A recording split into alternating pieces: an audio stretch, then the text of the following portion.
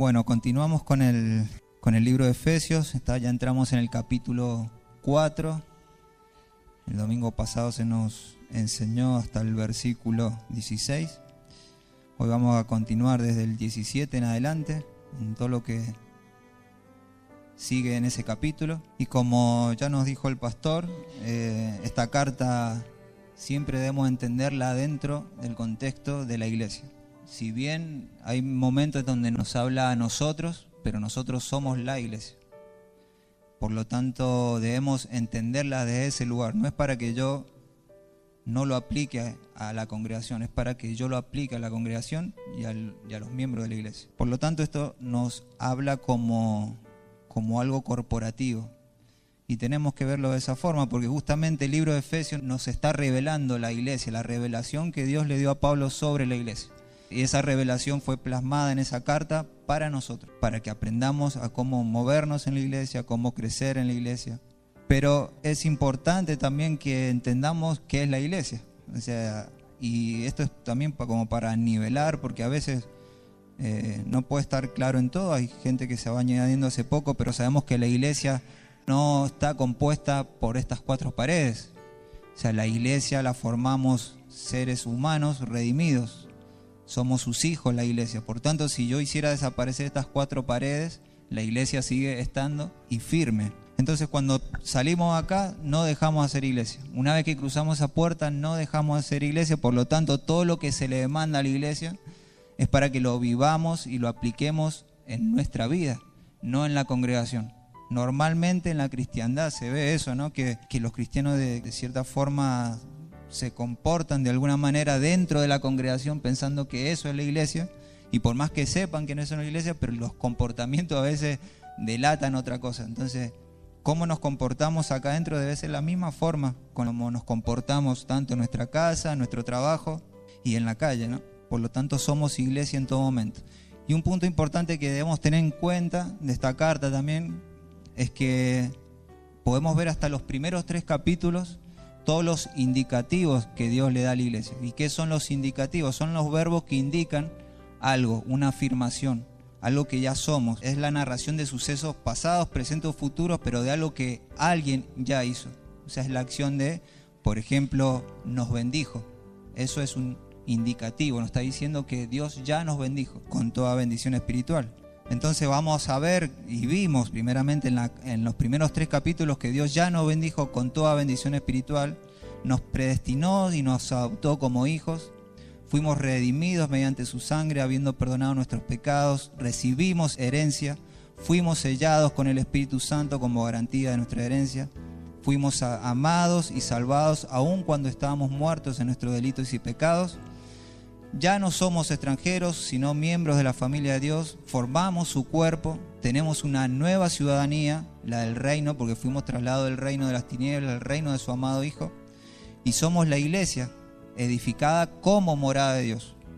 Recuerdan que en el antiguo pacto Dios se manifestaba en el tabernáculo o en el templo, y estaba el sumo sacerdote, pero el único lugar donde se manifestaba y se hacía presente era en el tabernáculo. Bueno, hoy el tabernáculo somos nosotros, es la iglesia, y Dios se hace presente en su iglesia, se manifiesta en su iglesia. Entonces vemos en los primeros 3 capítulos todo lo que Dios ya hizo, diciéndonos todo lo que ya somos. O sea, está hablando en pasado. Por lo tanto, todo lo que Dios dijo que ahí somos, ya lo somos. No es algo que debemos alcanzar.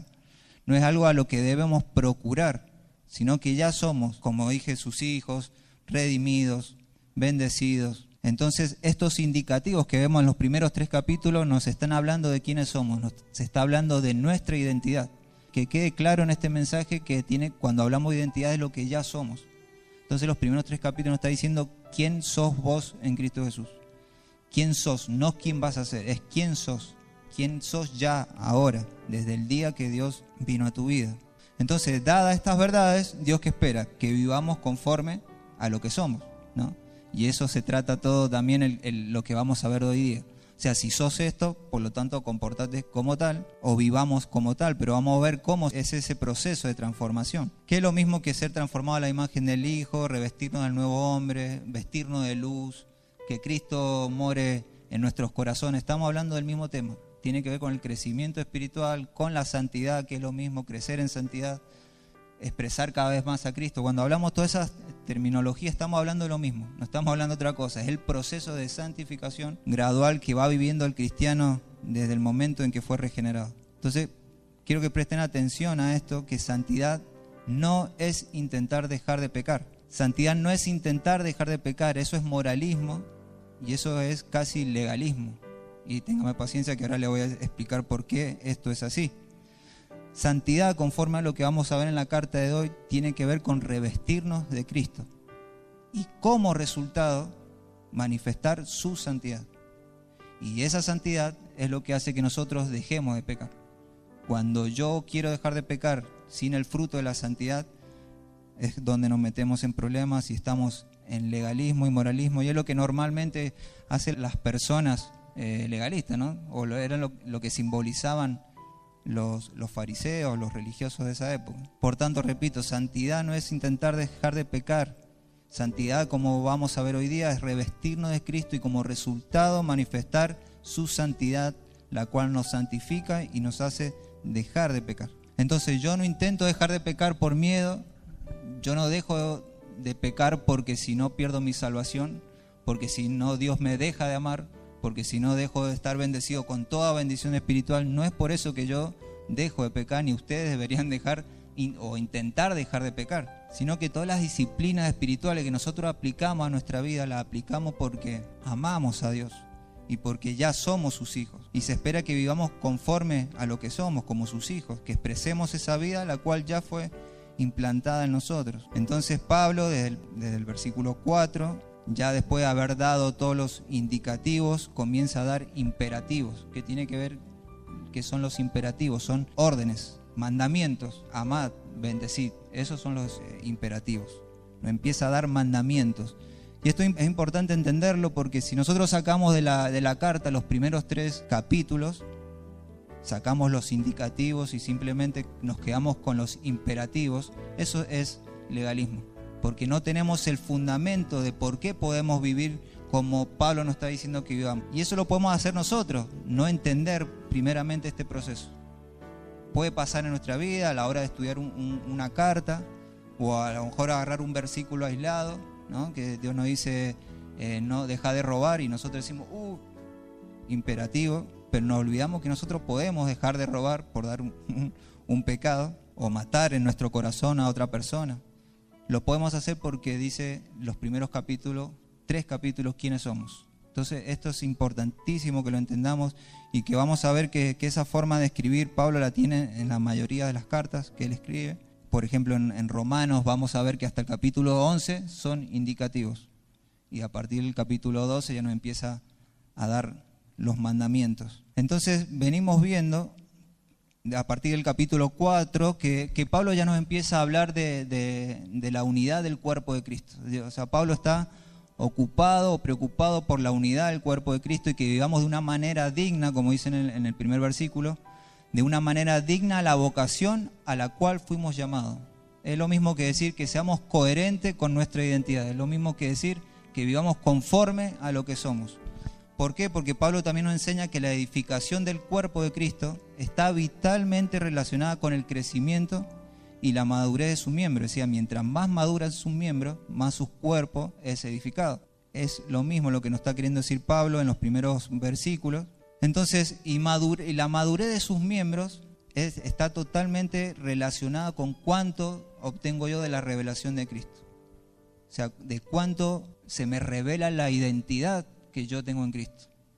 Entonces, Pablo se ocupa de esto ahora en adelante. Por eso lo podemos ver en los versículos que se nos enseñó la semana pasada. Dice, a fin de adiestrar a los santos para la obra del ministerio, para la edificación del cuerpo de Cristo. Está en Efesios 4, estoy leyendo a partir del 11 o del 12. A fin de adiestrar a los santos para la obra del ministerio, para la edificación del cuerpo de Cristo. Es decir, que los santos son los que edifican el cuerpo de Cristo y a los que se le habían dado los dones son los que adiestran a los santos. Por lo tanto, los santos que somos nosotros tenemos que edificar el cuerpo de Cristo. Pero fíjense en lo que dice después. Hasta que todos lleguemos a la unidad de la fe y del conocimiento pleno del Hijo de Dios. Eso no está hablando de madurez. a un varón perfecto a la medida de la estatura de la plenitud de Cristo. Eso es crecimiento, eso es crecer en santidad. Entonces esto, ya nos dice más adelante, va produciendo el crecimiento del cuerpo para su propia edificación en amor. Entonces Pablo está ocupándose de que la edificación del cuerpo esté complementada con la madurez de los miembros de ese cuerpo, con el crecimiento de esos miembros. Entonces relacionemos siempre madurez con revestirnos de Cristo, con todo lo que dije anteriormente. Y ahí ya entro en el texto que me toca a mí hoy día, a partir de Efesios 4:17. Comienza Pablo diciendo, conforme a lo que se vino hablando anteriormente, dice Efesios 4:17, esto digo pues y afirmo juntamente con el Señor, que ya no andéis así como andan también los gentiles en la vanidad de su mente, entenebrecidos en su entendimiento, excluidos de la vida de Dios por causa de la ignorancia que hay en ellos, por la dureza de su corazón, y ellos, habiendo llegado a ser insensibles, se entregaron a la sensualidad para cometer con avidez toda clase de impurezas. O sea, Pablo aquí nos está dando las características de las personas que no tienen a Dios, que nos está diciendo, andan en la vanidad de su mente. Y si hay algo que caracteriza hoy el mundo y que siempre lo ha caracterizado, es la vanidad de la mente del hombre caído, de donde estábamos nosotros también. Uno prende el tele o escucha conversaciones por ahí y se da cuenta de que, wow, ¿de dónde nos ha sacado el Señor, ¿no? Porque qué vanidad que opera en la mente de los hombres, que todo está basado, ¿no?, en el éxito, en el placer, en cosas que van a perecer con el tiempo.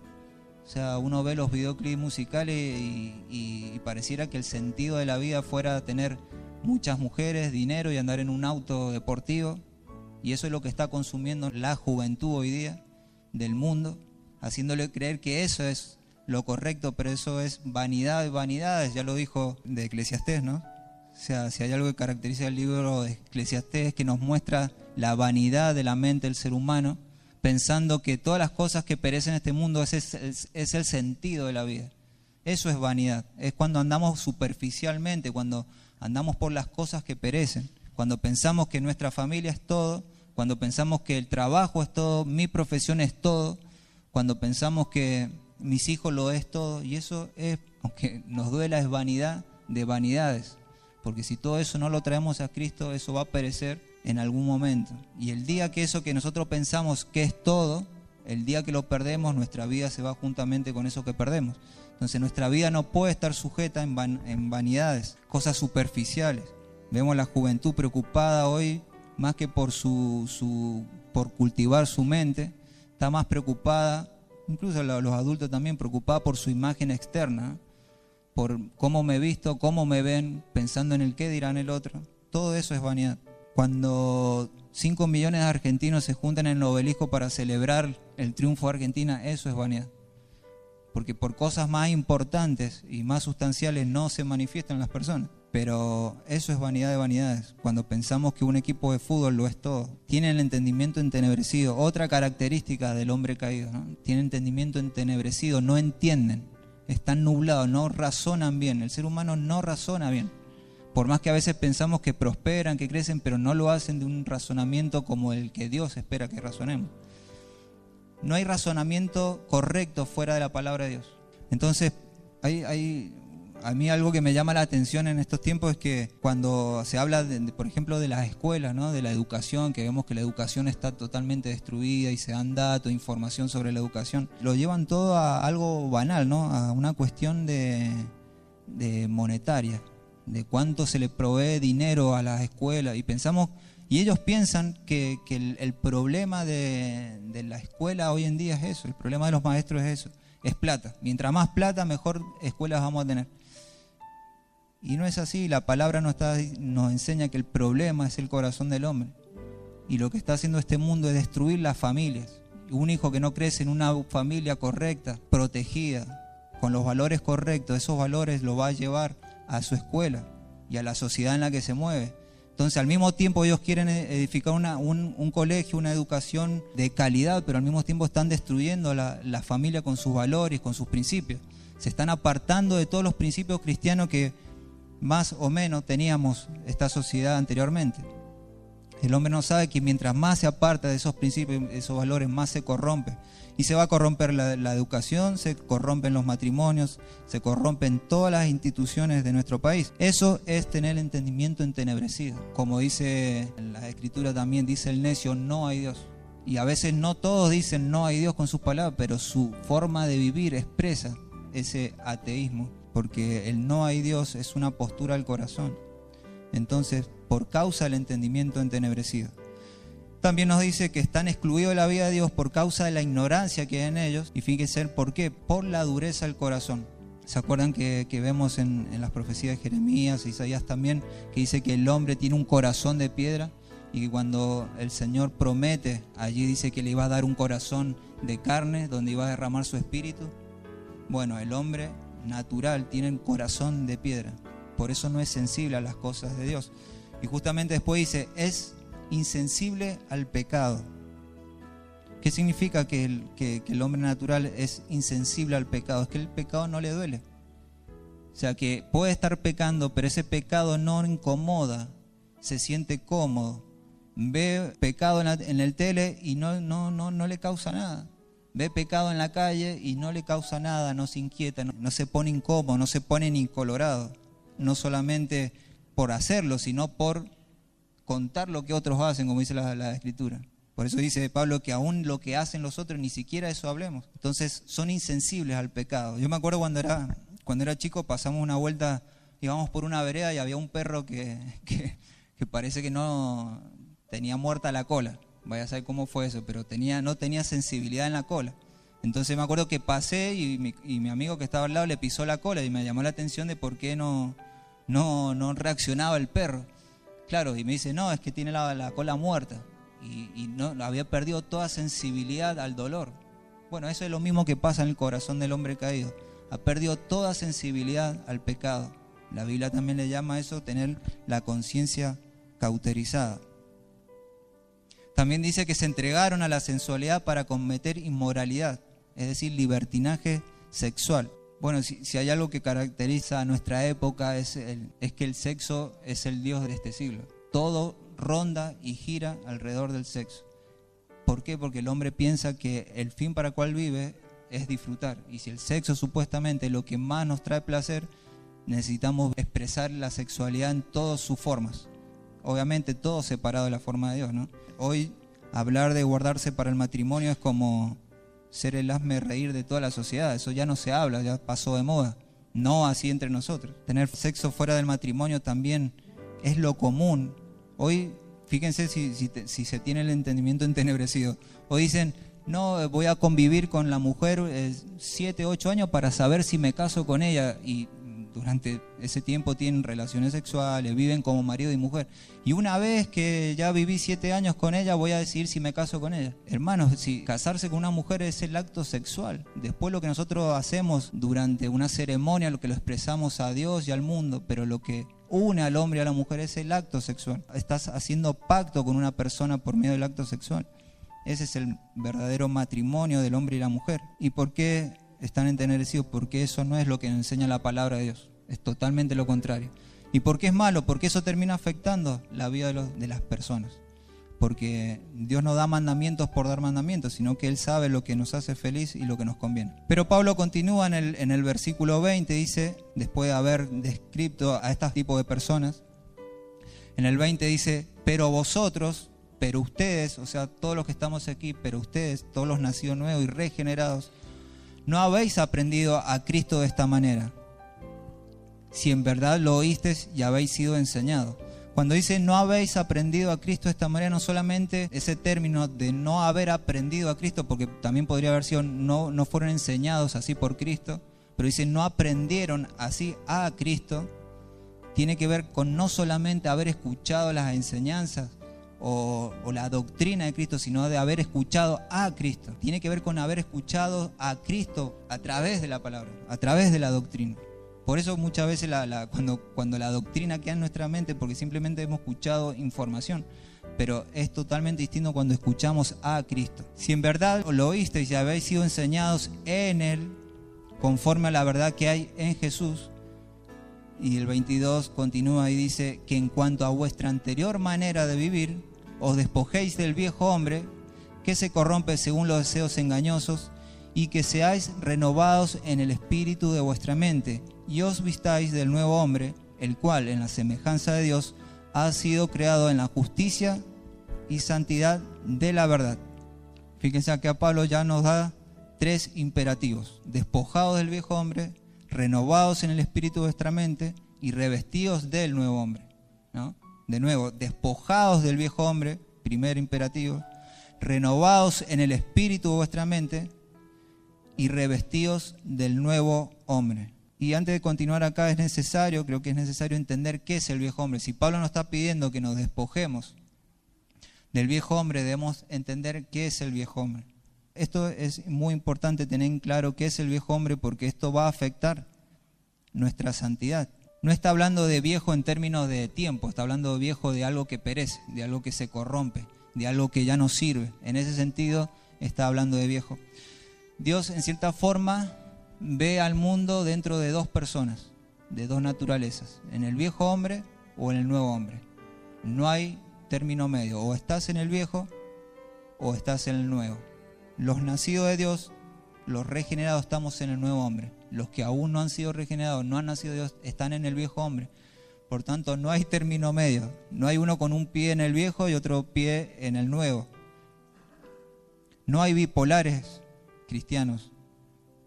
Eso no existe en el cristianismo. No hay cristiano de segunda categoría, no.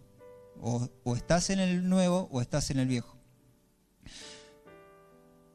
Y cuando hablamos de nuevo hombre y viejo hombre, estamos hablando en términos corporativos, ¿no? Por eso digo, los que están en el nuevo son todos aquellos que ya han sido regenerados. Y todos los que están en el viejo son todos aquellos que todavía no han sido regenerados. Es decir, los que están en Adán. Pero nosotros ya no estamos en Adán, sino que estamos en Cristo, estamos en el nuevo hombre. Vamos a ver ahí en un cuadrito la diferenciación. Bueno, vemos que tenemos ahí el viejo hombre y el nuevo hombre, ¿no? El viejo hombre es nacido de Adán, esclavo del pecado, está bajo la ley, tiene un corazón de piedra, como vimos recién, tiene el entendimiento entenebrecido, está enemistado con Dios, está bajo la ira de Dios y está bajo condenación. El nuevo hombre es nacido de Dios, libre del pecado, libre de la ley y bajo la gracia. Tiene un corazón de carne, tiene la mente de Cristo, por lo cual no tiene el entendimiento entenebrecido. Ha sido reconciliado con Dios, amado por Dios y libre de toda condenación. Ya no hay condenación para los que estamos en Cristo Jesús. Esto es un hecho, más allá de lo que nosotros sintamos. Yo me siento que estoy en él. No pasa por cómo te sientas, porque si es por sentir el día que pecamos, somos el viejo hombre, y cuando no peco una semana, soy el nuevo hombre. No pasa por cómo nos sintamos, y eso es importante.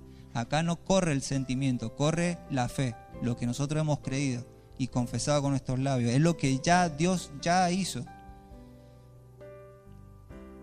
Entonces el viejo hombre también podemos decir que es nuestra vieja identidad con la que nacimos. Todos aquí nacimos y nacemos en el viejo hombre. Si hemos nacido en este mundo, hermanos, somos hijos de Adán y nacemos con la naturaleza de Adán. Y la naturaleza de Adán es la del viejo hombre. Y el viejo hombre tiene todo eso que acabamos de ver. O sea, nacemos esclavos del pecado, bajo la ley, con un corazón de piedra, con el entendimiento entenebrecido, enemistados con Dios, bajo la ira de Dios, bajo condenación. Y por eso, cuando aprendimos anteriormente sobre la doctrina de la depravación total, vemos que bajo esta condición ningún ser humano se puede volver por su propia voluntad a Dios, si es que Dios no convierte ese corazón de piedra en un corazón de carne. Eso solamente lo puede hacer Dios. Entonces ahí estábamos nosotros y ahí estaba cada uno de ustedes que ya han sido regenerados. Pero ahora no estamos más ahí, sino que ahora estamos en el nuevo hombre. El viejo hombre es tu vieja identidad. No es lo que sos ahora, es tu viejo yo. Es tu viejo Fabián, si podemos decir. El viejo Fabián. Es el viejo Luis. O sea, ya no soy yo ese viejo hombre. Ya ese ya murió, como vamos a ver ahora. Dice Pablo en Romanos 6, esto tiene que ver con nuestra identidad y es necesario que lo entendamos. que el martes, el jueves en la célula o las mujeres cuando se reúnan también el jueves, no nos olvidemos, esto es importante porque tiene que ver con nuestra identidad, es quién sos. Y uno como quien sabe y se reconoce que es como vive. Por lo tanto, Romanos 6:6 dice, sabiendo esto, que nuestro viejo hombre fue crucificado con él. ¿Quién es él? Es Cristo. Para que nuestro cuerpo de pecado fuera destruido, es decir, desactivado, que es la palabra correcta, ¿a fin de qué? De que ya no seamos esclavos del pecado. Es decir, tu nueva identidad no es esclavo del pecado. Otra cosa es que nosotros nos entreguemos al pecado, pero ya no somos esclavos del pecado, porque el cuerpo de pecado fue destruido. El viejo hombre no podía dejar de pecar. El viejo hombre no podía dejar de pecar porque no quería dejar de pecar. Porque como vimos anteriormente, las características del viejo hombre no tiene sensibilidad al pecado. O sea, no le molesta el pecado, se siente cómodo. Es como el puerco en el chiquero. O sea, el puerco no dice, uy, me estoy ensuciando todo. Y está preocupado porque se tiene que bañar y alguien le va a sentir el feo olor. No, mientras uno está ahí, se siente como lo que es y no se siente incómodo. Es como esos lugares donde uno entra a una casa y hay feo olor, pero ¿saben quién se entera de que hay feo olor? Y el que entra, pero el que está adentro no, porque para él es natural, ya se acostumbró, se amoldó a ese olor. Entonces, el viejo hombre era esclavo del pecado por una naturaleza, pero ese hombre en nosotros ya murió. Ese hombre que era esclavo del pecado ya murió, por lo tanto, no eres esclavo del pecado. Lo importante acá es la experiencia, otra cosa de lo que ya somos.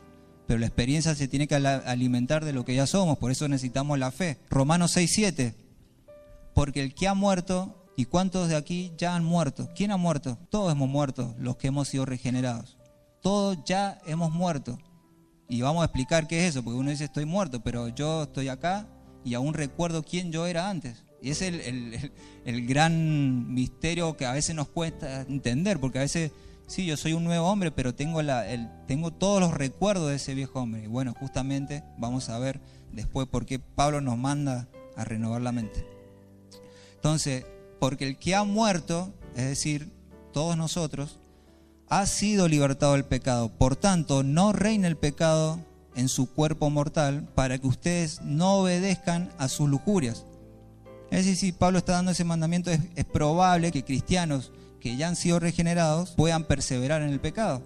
Por lo tanto, no reina el pecado en su cuerpo mortal para que ustedes no obedezcan a sus lujurias, ni presten los miembros de su cuerpo, es decir, el brazo, las piernas, mi cabeza, mis piernas, como instrumentos de iniquidad. Es decir, porque el pecado, la naturaleza pecaminosa, utiliza nuestros miembros después para pecar. Sino preséntense ustedes mismos a Dios como vivos de entre los muertos. Vivimos en una sociedad de muertos. Y suena fuerte, pero Dios lo ve así. El viejo hombre está muerto espiritualmente. Desde el momento que Adán pecó, el hombre espiritualmente está muerto. Y nosotros estamos vivos en medio de muertos. Parece una película de terror, pero es así en términos espirituales. ¿Qué es la muerte? Es la separación de Dios. ¿Qué es la vida? Es la unión con Dios. La vida es Dios. Entonces Pablo nos está diciendo que no reine el pecado. ¿Por qué? Porque ustedes ya murieron. ¿Por qué? Porque nuestro hombre ya fue crucificado juntamente con Cristo en la cruz. Pero yo no estaba en la cruz hace 2000 años. No, pero Cristo, vamos a explicar cómo es posible que Cristo haya crucificado mi viejo hombre en la cruz. Y dice el 14, porque el pecado no tendrá dominio de ustedes o sobre ustedes, pues no están bajo la ley, sino bajo la gracia. Y acá es como decir, ¿y qué tiene que ver la ley? O sea, el pecado no se enseñorea de ustedes y ya no están bajo la ley, sino bajo la gracia. ¿Cómo conectamos eso? ¿Por qué Pablo introduce el tema de la ley y por qué el tema de la gracia? Porque el viejo hombre, como pusimos en el cuadro anteriormente, está bajo la ley. Y si hay algo que hace la ley es sacar a la luz el pecado. Te dice, la ley es la palabra de Dios. Hoy la podemos trasladar que la ley es la palabra de Dios. Y la palabra de Dios es un espejo. Es lo que vos te pones enfrente de un espejo y ¿qué ves? Si estás bien o estás mal. No lo hacemos. Nosotros no nos vemos como estamos subjetivamente. No, para mí yo soy así, así, así. No, lo que refleja realmente lo que sos es el espejo de la palabra de Dios. según Dios. Es Dios el que dice si tu corazón está bien o está mal. No lo hagamos subjetivamente porque todo depende de lo que hemos vivido, de lo que habremos atravesado o de lo que estamos viviendo en este momento. Pero el espejo para nosotros es la ley de Dios, es sus mandamientos, es su palabra. Entonces el viejo hombre estaba bajo la ley, estaba ante una ley que te decía, eso no lo hagas, esto sí, esto es pecado, esto no, haz esto, vivirás, no lo hagas, morirás. Pero ¿cuál era el problema? La ley no te da el poder santificador. La ley no te justifica al hombre caído. Porque el hombre no puede dejar de pecar, porque el viejo hombre es esclavo del pecado. Entonces fíjese en esa posición, el viejo hombre no puede dejar de pecar. La ley me demanda perfección, porque la ley me habla del carácter santo de Dios, de lo que Dios demanda de nosotros, y yo ante esa ley veo que no la puedo cumplir de ninguna forma.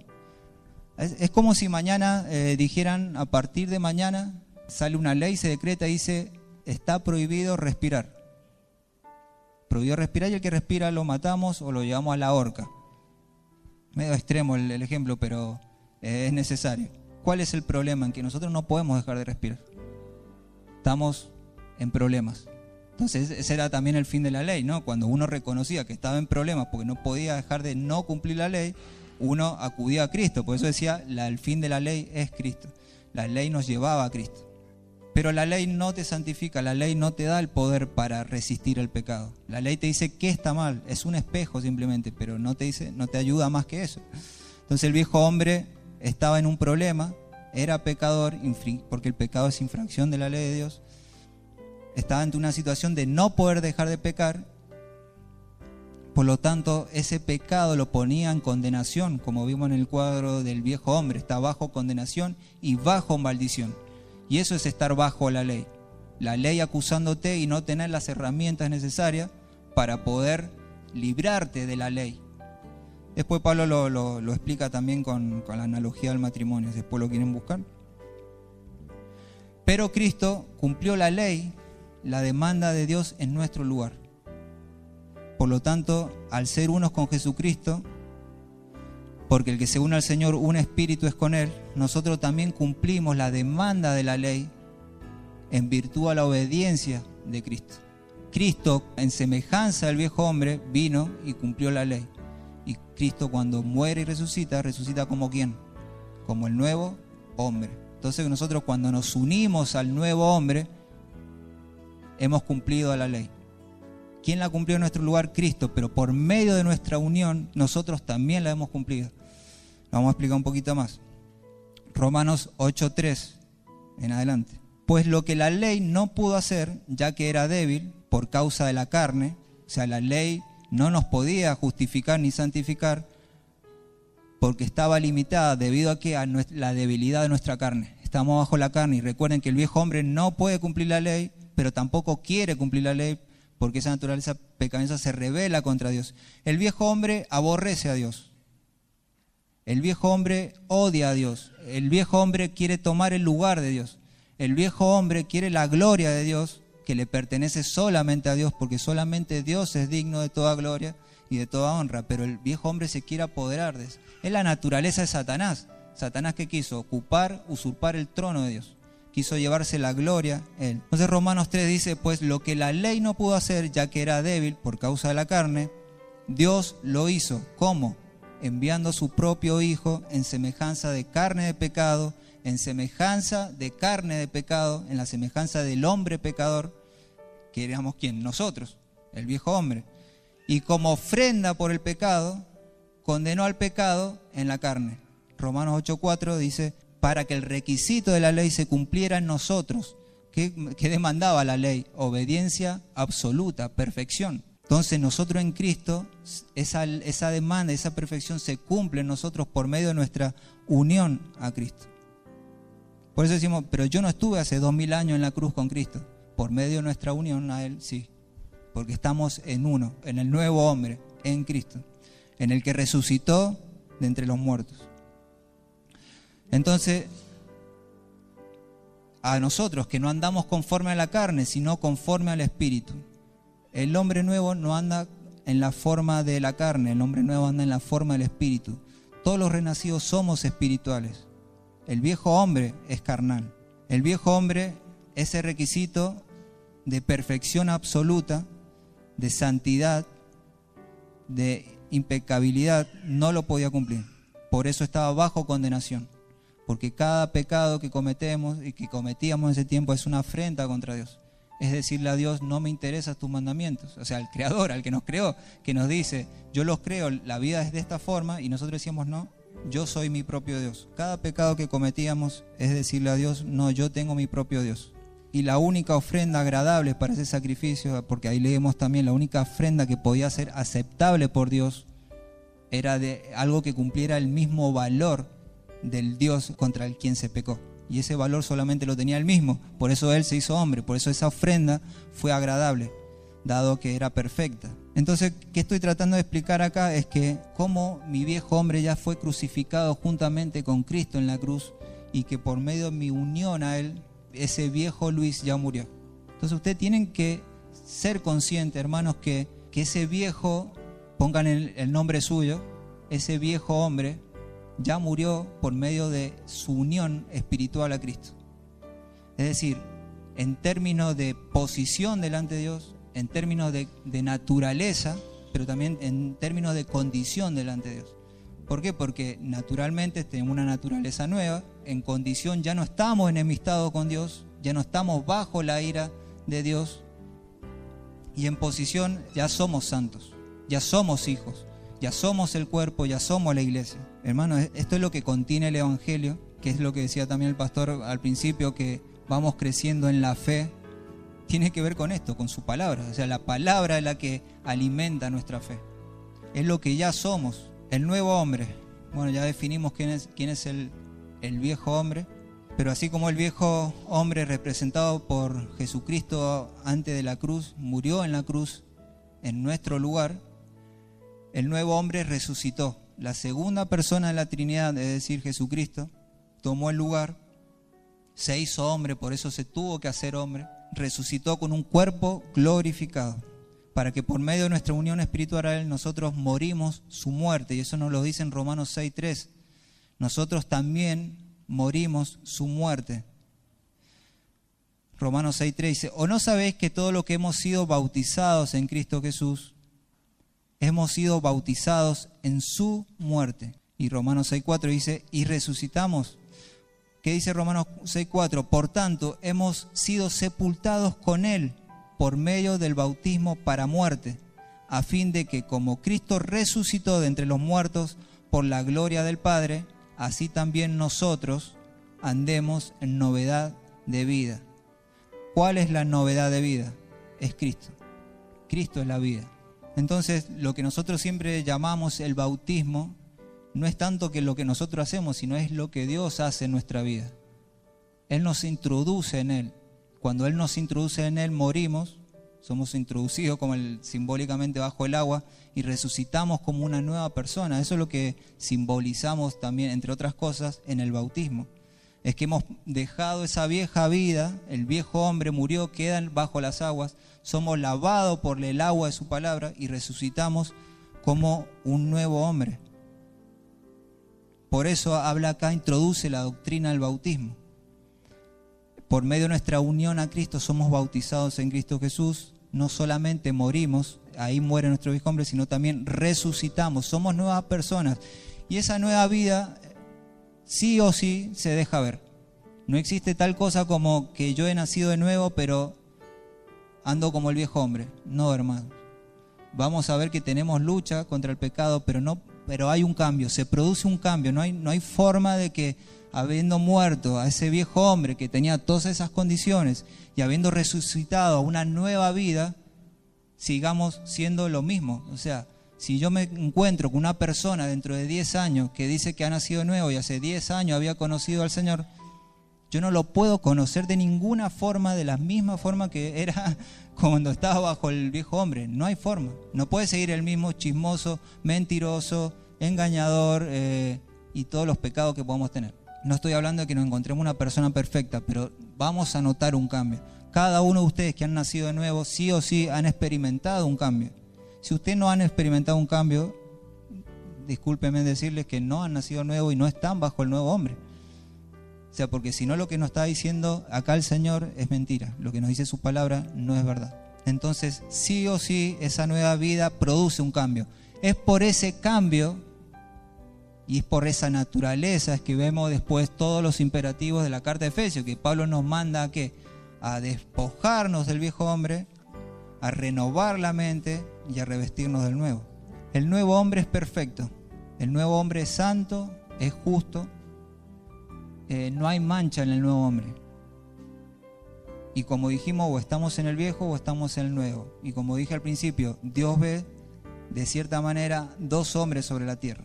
Si estamos en el nuevo hombre, Dios nos ve como el nuevo hombre, santo, justo y sin manchas. Ahora, eso es lo que ya somos, pero hay algo que debemos manifestar y expresar. Es lo que siempre hablamos como el proceso de santificación, el proceso gradual de nuestra santificación. Es cuando decimos que cada día nos asemejemos más a la imagen de Cristo. Es lo que Pablo acá nos está diciendo, revestirnos del nuevo hombre. ¿Y por qué aún debemos despojarnos de ese viejo hombre? Voy a leer de nuevo el 22, Efesios 22 al 24. Dice Pablo que en cuanto a vuestra anterior manera de vivir, os despojéis del viejo hombre que se corrompe según los deseos engañosos y seáis renovado en el espíritu de vuestra mente y os vistáis del nuevo hombre, el cual en la semejanza de Dios ha sido creado en la justicia y santidad. El nuevo hombre es santo y justo. Y anda en verdad. Ahora la pregunta que normalmente nos tendríamos que hacer, pero si ya nuestro viejo hombre ya fue crucificado con Cristo en la cruz, ¿por qué debo despojarme de ese viejo hombre? Si ya Romanos dice que ya dejamos, que ya somos libres del pecado, ¿por qué aún sigo pecando? ¿Cuántos se han hecho esa pregunta? Y es normal que nos la hagamos porque el hombre nuevo no quiere pecar. Y uno se pregunta, ¿pero por qué peco? Y es lo mismo que le pasa a Pablo, dice, miserable de mí, ¿quién me librará de este cuerpo de muerte? Es la experiencia de todo cristiano que no está cómodo con el pecado. Que a veces anhelamos que el Señor venga pronto porque no queremos pecar. Porque el pecado te separa de la comunión con Dios, te separa también del gozo de Dios, de la paz de Dios. Eso es lo que produce el pecado. Entonces debemos entender que si bien ya fuimos libres del gobierno y la esclavitud del pecado, porque ya no somos esclavos del pecado. Antes el pecado era nuestro rey, pero ahora tenemos un nuevo rey. Nosotros fuimos trasladados del reino de las tinieblas al reino de ¿quién? De su amado Hijo. Ya no somos del reino de las tinieblas, ya estamos en un nuevo reino y ese reino es Cristo. Él es nuestro rey, ¿no? ¿Hasta ahí claro?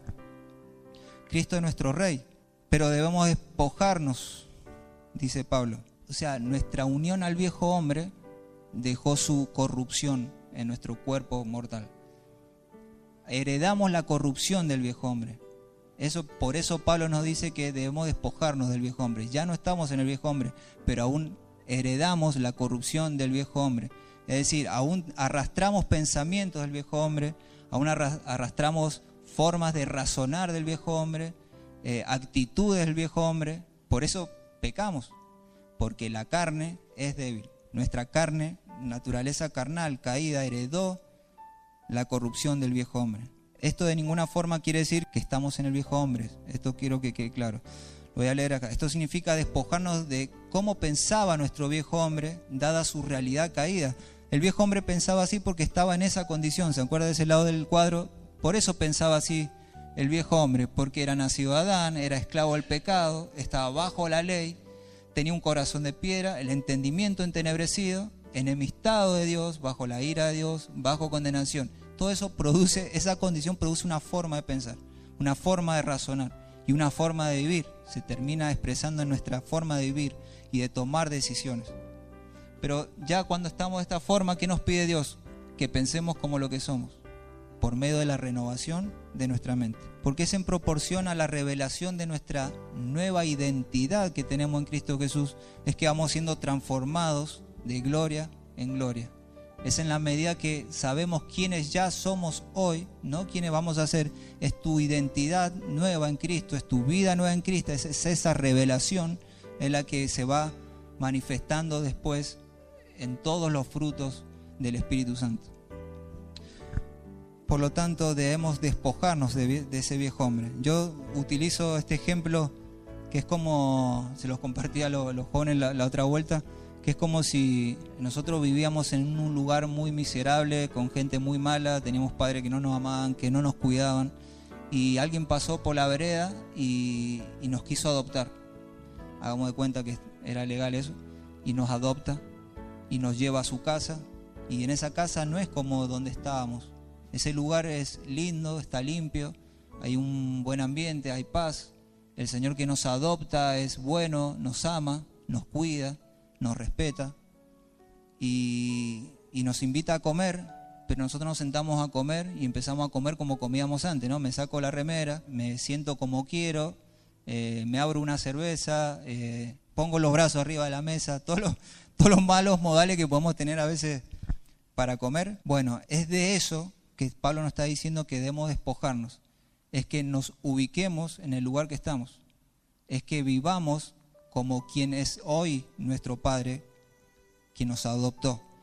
Ese Padre quiere que vivamos conforme es su casa, porque si no desentonamos, conforme a esa nueva naturaleza. Pero si bien este ejemplo no lo puede explicar todo, porque Dios en nuestra vida nos dio una naturaleza para que podamos comportarnos como a donde estamos ahora, como una nueva persona, ¿no? Como asemejarnos a nuestro nuevo Padre. Y la renovación de la mente es exclusivamente de nuestra responsabilidad. No es tarea de mi papá, ni de mi mamá, ni de mis hermanos, de mis hijos, ni de la iglesia, ni del pastor, si bien la iglesia también cumple su función en la predicación del Evangelio, pero la responsabilidad primaria corre por cuenta de cada uno. Somos nosotros los responsables de renovar nuestra mente por la palabra de Dios. Por lo tanto, nuestra vida, si queremos crecer en nuestra nueva identidad, Pablo en Colosenses 3:2 dice: poned la mira en las cosas de arriba, no en las de la tierra, porque habéis muerto. Las cosas de arriba son las cosas celestiales. Buscad primeramente el reino de Dios y su justicia, y las demás cosas vendrán por añadiduras. Las cosas de abajo son las añadiduras, son las cosas que perecen, las que se corrompen. Porque habéis muerto, fíjense en lo que dice acá: vuestra vida está escondida con Cristo Jesús. ¿Qué no está queriendo decir acá Pablo? Dice que ¿querés conocer tu nueva identidad? Esa identidad está escondida en Cristo. Por lo tanto, ¿querés conocerte más? Debes conocer más a Cristo, el nuevo hombre, porque Cristo es el nuevo hombre. ¿Querés crecer en revelación de la persona de Cristo? Eso va a repercutir en nuestra transformación a la imagen de Cristo. Porque todos aquí luchamos con el pecado, todos queremos dejar de pecar, todos queremos asemejarnos a Cristo y a diario decimos que seamos transformados a la imagen de Cristo y lo cantamos y lo cantamos y lo cantamos y lo repetimos. Pero eso solamente que una frase si mi mente no está siendo renovada por la palabra. Estamos hablando de la boca para afuera, por eso es nuestra responsabilidad renovar la mente, porque dice Pablo que renovando la mente nos revestimos de ese nuevo hombre. Más les conocemos, más conocemos a Cristo, más nos revestimos de Él, más crecemos en santidad y más edificamos su iglesia, que esto era lo que Pablo estaba tratando de introducirnos al principio, de la edificación del cuerpo de Cristo. ¿Por qué Pablo anhela ansiosamente que nosotros crezcamos en santidad, la imagen de Cristo, que Cristo habite en nuestro corazón, en amor, en el vínculo del amor? ¿Por qué está interesado? Porque Pablo primeramente está interesado en la edificación del cuerpo de Cristo, en la edificación de la iglesia de Cristo. ¿Hasta qué? Hasta que todos lleguemos a la estatura del varón perfecto. Y ahí vendrá nuestro Señor Jesucristo. Pablo se le fue encomendada esa tarea de edificar el cuerpo de Cristo. Entonces, ¿por qué Pablo está interesado en que crezcamos a la imagen de Cristo? Porque está interesado en la edificación del cuerpo de Cristo. Si yo quiero decir, yo quiero ser parte de la edificación del cuerpo de Cristo, por eso leímos y se nos dijo el domingo pasado que Dios puso apóstoles, maestros, profetas, pastores y maestros para perfeccionar a los santos para la edificación del cuerpo de Cristo. A veces algunos deben pensar que lo que edifican el cuerpo de Cristo son los líderes o los pastores. No, los pastores, esos dones, esos líderes que Dios ha dado a la iglesia como regalo, son los que perfeccionan a los santos, y los santos son los que edifican la iglesia. ¿Y cómo el santo edifica la iglesia? Siendo transformado a la imagen de Cristo, despojándonos del viejo hombre, transformándonos día a día a la imagen de Cristo, en el nuevo hombre. ¿Por qué? Porque si yo me parezco más a Cristo, más amo a mi hermano, más bondadoso soy, más generoso, más misericordioso, más santo, más Cristo. Sí, el que edifica la iglesia y el que transforma las vidas y el que es luz y sal es Cristo. Cristo en nosotros. Amén. 2 Corintios 5:14. Porque el amor de Cristo nos constriñe. Pensando esto. Nos constriñe tiene que decir nos agarra, nos aplaca, nos sujeta. El amor de Cristo nos constriñe pensando esto, que si uno murió por todos, ¿se acuerdan? Cristo, en semejanza del viejo hombre, que murió por todos, entonces todos murieron. Y por todos murió para que los que viven hoy ya no vivan más para sí, sino para aquel que murió y resucitó por ellos. Dios está interesado en que vivamos para Él, ya no para nosotros mismos. El viejo hombre era el que vivía para sí mismo. El viejo hombre todo giraba en torno a su vida, en su crecimiento, en su éxito. Por eso cuando el viejo hombre se frustra o no consigue lo que quiere, se deprime, entra en una depresión, entra en deseos de quitarse la vida, se introduce al alcoholismo, a los vicios, a una vida totalmente desenfrenada, tratando de buscar lo que solamente en Cristo encontramos. Repito de nuevo esto, porque el amor de Cristo nos constriñe. Pensando esto, fíjense en lo que dice Pablo acá, pensemos que si uno murió por todos, entonces todos murieron y por todos murió para que los que viven ya no vivan para sí mismos. Eso es el Evangelio. O sea, ¿qué quiere Pablo? Que entendamos el Evangelio, pero no que lo entendí hoy. El Evangelio no lo debemos predicar todos los días, porque la lucha contra la carne, contra la corrupción que heredamos es todos los días. Todos los santos días tenemos que luchar. No es que es como la comida, nosotros no podemos comer un día a la semana, porque instantáneamente tenemos hambre y podemos morir de hambre. O sea, lo mismo pasa con la palabra de Dios, con la revelación de su Evangelio. Esto tiene que ser a diario en nuestra vida. Por eso no podemos perder el tiempo en vanidades. No podemos perder el tiempo en cosas que no son lícitas, pero no edifican. Hay un montón de cosas que son lícitas para los santos, pero no edifican. Estamos perdiendo el tiempo. Y vemos que el tiempo se pasa y seguimos en el mismo lugar. Y a lo mejor estamos en una célula y nadie quiere hablar. ¿Por qué? Porque estamos fríos, no estamos siendo renovados en nuestra mente. Nos congregamos y por ahí, por momentos, vemos mucha apatía. No estoy hablando estoy generalizando, estoy hablando también, me incluyo yo en eso. Porque acá estamos todos metidos en este tema. No podemos perder el tiempo en cosas que no son lícitas, pero que no edifican. No perdamos el tiempo, no hay tiempo que perder. No hay tiempo para perder en ocuparle a la tele y no a la palabra de Dios, porque eso es vital para nuestra vida. Es necesario que a diario tengamos comunión con Dios por medio de su palabra, porque como dijimos anteriormente, su palabra es el espejo de nuestro corazón. Su palabra es la que te está diciendo eso está mal. Su palabra es la que nos direcciona, su palabra es la que renueva nuestra mente. ¿Para qué? Para que yo cuando tenga que tomar una decisión con mis hijos, con mi esposa, en mi ministerio, en el trabajo, lo haga con una mente bíblica, hermanos. Eso es importante, tener una mente bíblica, conforme a la palabra de Dios. Que esa decisión sea semejante a la decisión que hubiese tomado Jesucristo, porque somos el nuevo hombre, estamos en el nuevo hombre. Entonces es necesario renovar nuestra mente por su palabra. Fíjense en que entre despojarse del viejo hombre y revestirse del nuevo hombre, ¿qué es lo que encontramos? Renovar la mente, renovarnos en el espíritu de nuestra mente. O sea, no me puedo vestir de esta ropa y ponerme otra encima, no, primero debo renovar la mente porque me voy a poner cualquier cosa. Voy a caer a un casamiento con una camisa hawaiana. No, debo ir acorde a lo que se demanda. Y continúa ya para terminar en Efesios 4:25 en adelante, ya unos consejos prácticos del Señor, no consejos, mandamientos prácticos del Señor. Fíjense en que todo lo que manda el Señor Pablo, a través de lo que vamos a ver ahora, está relacionado con el prójimo, porque esta carta está dirigida a la iglesia, no está dirigida a nuestra vida individual, a nuestro mundillo personal.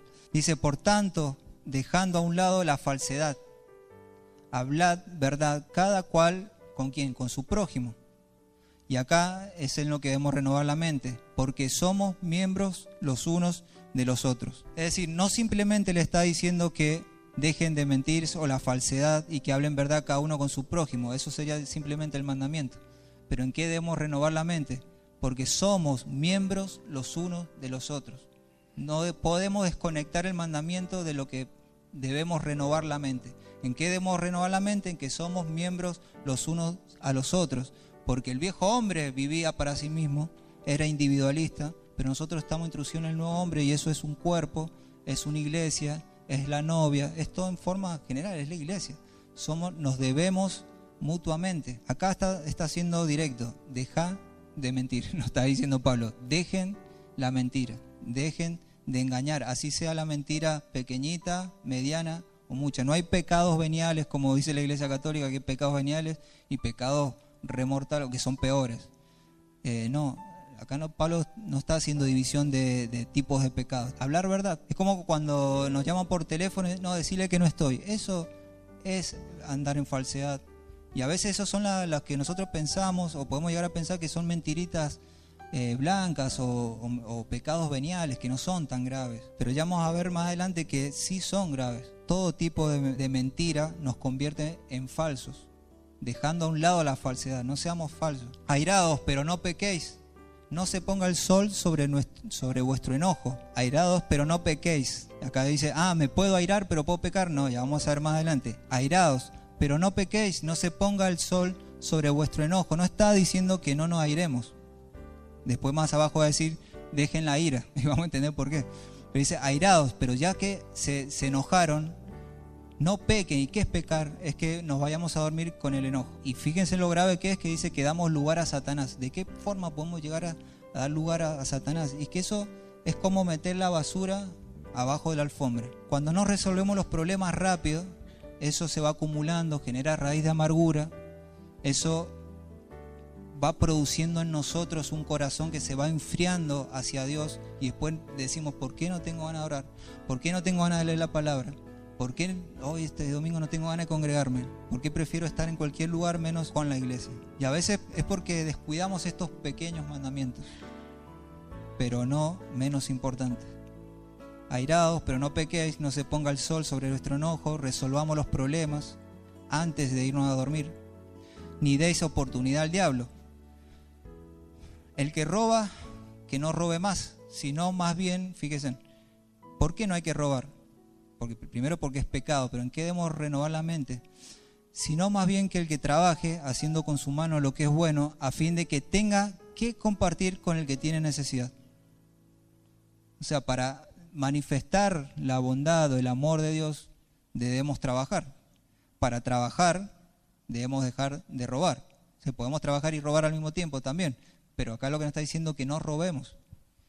Y robar lo podemos trasladar a muchos temas. O sea, no me voy a introducir en eso, pero robar va mucho más allá de simplemente tomar algo que no me pertenece.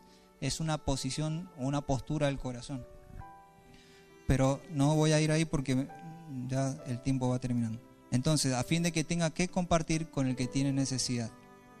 No salga de vuestra boca ninguna palabra mala, sino solo la que sea buena para edificación, según la necesidad. ¿Cuántas veces nos cuesta callarnos la boca y pensamos que lo que nosotros vamos a decir es lo que le va a cambiar la vida a las personas? Y a veces simplemente callando hacemos más bien que hablando. ¿Cuántas veces queremos nosotros sentirnos importantes y pensar que porque le digo algo a alguien o yo lo voy a corregir a esta persona, yo le voy a decir cómo son las cosas, pensamos que lo vamos a corregir? O cuando nos hacen algo, porque me siento damnificado y quiero hacer justicia y voy y tengo que decir lo que a mí me hicieron porque a mí. Y en la mayoría de las veces tenemos que permanecer callados. Y si hablamos, que sea para edificación. No salga de vuestra boca ninguna palabra mala. Puede incluir la forma mala de hablar que tenemos, que tiene que ver con la cultura de nuestra tierra. A veces usamos terminologías corruptas, usamos palabras Como hablaba la otra vuelta el pastor, nosotros no podemos decir, ¿qué haces, perro? Nosotros, ¿por qué no podemos decir, ¿qué haces, perro? Porque somos cristianos. No es que vamos a hacer, es por lo que ya somos que nosotros no debemos amoldarnos a este mundo, sino transformados por medio de la renovación de nuestra mente. Es lo que somos, es lo que te impide, es lo que te limita a hacer lo que este mundo es. No es un mandamiento legalista de hacerlo porque Dios se encaprichó con un mandamiento. Es porque lo que sos demanda que vivas como lo que sos. Y nosotros no somos perros, somos creados a la imagen de Dios y tenemos ese valor. Y la dignidad del hombre radica en que fuimos creados a la imagen y semejanza de Dios. Al perro, perro, y al hombre, hombre. Al pan, pan, y al vino, vino, diría. Y al vino, toro, diría el... No salga de vuestra boca ninguna palabra mala, sino solo la que sea de buena edificación. Pensemos antes de hablar si lo que voy a decir edifica o no, según la necesidad que haya en ese momento. Para que imparta gracia a los que escuchan. Ahí está, pensando en el prójimo, no en mí mismo. Lo que voy a decir debe estar primeramente filtrado por si lo que voy a decir es de edificación para mi hermano o no. Y fíjese, y no entristezcáis al Espíritu Santo de Dios, por el cual fuisteis sellados para el día de la redención. Es decir, que todas estas cosas que estamos viendo entristecen al Espíritu Santo. El Espíritu Santo es una persona. Cuando el Espíritu Santo se entristece, nuestra vida se produce un efecto. Amargura, quietud, apatía, desgano ante las cosas espirituales. O sea, lo que nos está diciendo acá, que una aparente mentira, que nosotros pensamos que puede ser una aparente mentira o una mentirita blanca, eso entristece al Espíritu Santo. Y mucho más si después no confesamos esos pequeños pecados, entre comillas. No entristezcamos al Espíritu Santo. Sea quitada de vosotros toda amargura. Esto es fuerte porque no está dando lugar a una opinión, o sea, a un consejo. Yo te aconsejo que no, está diciendo, sea quitada de vosotros toda amargura. Obviamente esto no es de un día para el otro, pero sí el mandamiento nos dice que sea quitada toda amargura, todo enojo, toda ira, grito, maledicencias, así como toda malicia. Por eso yo decía al principio que nosotros nos dejamos de ser iglesia en el momento que cruzamos esta puerta. O sea, porque acá no nos gritamos, ni nos airamos, ni hablamos malas palabras. Acá no lo hacemos, acá no gritamos, ni nos llenamos con ira, no andamos en malicia. Pero cómo estamos en nuestros hogares, áreas laborales, en mi trabajo, cómo soy yo en mi trabajo, eso es un buen filtro para saber cómo estamos, si no andamos en falsedad, si realmente estamos creciendo en la integridad de Jesucristo. Sed más bien amables unos con otros, misericordiosos, perdonándonos unos a otros, así como también Dios nos perdonó en Cristo. No hay excusa para no perdonar a nadie. No hay excusa. No tenemos excusa. Nadie puede decir, no, pero lo que me hizo es imperdonable. No existe tal frase. Eso no existe, porque si Cristo nos perdonó a nosotros que éramos imperdonables, nosotros sí éramos imperdonables, pero nos perdonó por medio de Jesucristo, porque si no hubiésemos permanecido imperdonables. No hay forma de no perdonar. ¿Y por qué podemos perdonar? ¿Y por qué podemos dejar de hablar falsedad? ¿Por qué podemos de ser amables con nuestro prójimo? ¿Por qué podemos reflejar al nuevo hombre en mi trabajo, en mi casa, en la congregación? ¿Por qué podemos? ¿Por qué? ¿Por qué se puede? Porque estamos en el nuevo hombre. Y el nuevo hombre es lo que ya vimos en ese cuadro. Entonces la exhortación, ¿cuál es? Que Pablo acá nos quiere decir. Que nos ocupemos de la renovación de vuestra mente. Invirtamos tiempo en la renovación de vuestra mente. Y un día me puse a sacar cuenta de cuánto tiempo perdía en el micro, y más cuando tenía horario cortado, porque iba, venía, y después de la tarde iba y venía.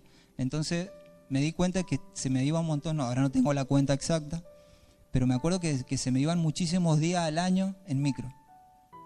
Entonces no lo hice por eso, sino ya lo venía haciendo, pero empecé a leer o a escuchar un audio en el micro. Simplemente este ejemplo, ¿para qué? Para que ocupemos y aprovechemos bien el tiempo. Y eso da resultado, eso va renovando nuestra mente. Antes de ir volando por la ventana en el micro, obviamente que el que va manejando también no puede ir leyendo, pero puede ir escuchando un audio, si es que se puede concentrar. Estoy hablando cuando hay momentos que son medios complicados. Entonces, antes de ir en el micro, perdiendo el tiempo, pensando, quizá con la vista en cualquier lado, podemos utilizar ese tiempo para renovar la mente. Sí hay tiempo para renovar la mente. Y es una excusa. Encima estamos en el tiempo de la tecnología, donde nos podemos dar todos los gustos que antes nuestros hermanos de la iglesia anterior no podían hacer.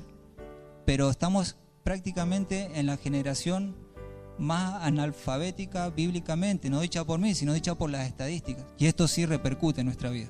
Sí repercute. ¿Por qué? Porque dice la ley que tengo que leer la Biblia. No, porque la Biblia, como dijimos, su palabra es el espejo que refleja la condición de mi corazón. Su palabra es la que guía mi camino. Su palabra es la que alumbra el entendimiento en un mundo oscuro.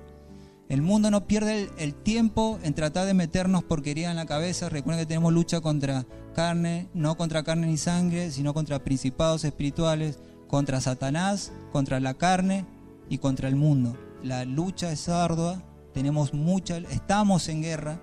Por eso en Efesios vamos a ver más adelante por qué es necesario que el cristiano se ponga la armadura de Dios. O sea, porque estamos en guerra. Estamos en una guerra mental, espiritual, que quiere llenarnos la mente con corrientes filosóficas de este mundo, con malos pensamientos, con mentiras que vienen del mismo infierno. Entonces no podemos perder el tiempo en la tele, haciendo bricolage, no sé. Podemos tener muchas cosas para divertirnos, pero si estamos perdiendo mucho tiempo en hobbies, en ver a la nada, estamos perdiendo tiempo en seguir creciendo a la imagen de Cristo. Y a veces después cuando nos congregamos no tenemos ganas de cantarle ni al Señor. Pero es por eso, porque nuestra mente no está llena de la palabra del Señor. Y sé porque yo tengo las mismas luchas que tienen ustedes. Todos vivimos, todos hemos estado en el viejo hombre y todo lo que hemos sido regenerados estamos en el nuevo hombre. No estoy hablando de algo que yo no he vivido primeramente y que vivo y que voy a vivir a diario todos los días. Entonces, renovados en el espíritu de vuestra mente por la palabra de Dios. Es la forma de revestirnos de Cristo. Es la forma de revestirnos de Cristo y manifestar su gloria en donde nos movamos. Y esa es tu responsabilidad. Dios nos santifica, pero nosotros tenemos parte en nuestra santificación. Es esta, la de la palabra. Nosotros debemos renovarnos en la palabra. Nosotros debemos invertir tiempo en la palabra, plata en la palabra, porque si es necesario me tengo que comprar un diccionario bíblico, si es necesario lo tengo que hacer, si es necesario descargarme una aplicación en la compu, lo tengo que hacer, si es necesario. Cuando estoy viviendo esto de escuela en casa, veo cómo los diseños de Dios son tan perfectos que cuando las madres se ocupan de la educación de sus hijos, están introducidas en la palabra. O sea, llevando a cabo su responsabilidad, sus mentes van siendo renovadas porque ellas tienen que meterse en la palabra. O sea, fíjense cómo se conecta mi función, mi responsabilidad con la renovación de la mente.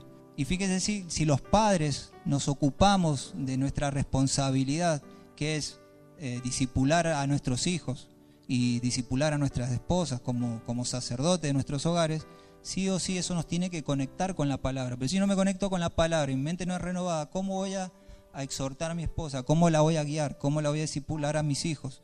¿Cómo les voy a decir, no, esto no es para este tiempo, esto es para este tiempo? No, eso no se hace, esto sí. ¿Cómo lo disciplino bíblicamente si mi mente no está siendo renovada? Eso es vital. Renovados en el espíritu de vuestra mente por la palabra. Y sepamos que eso es posible, ¿por qué? Porque tenemos el Espíritu Santo. Amén. He terminado, si quieren ponerse de pie, vamos a orar.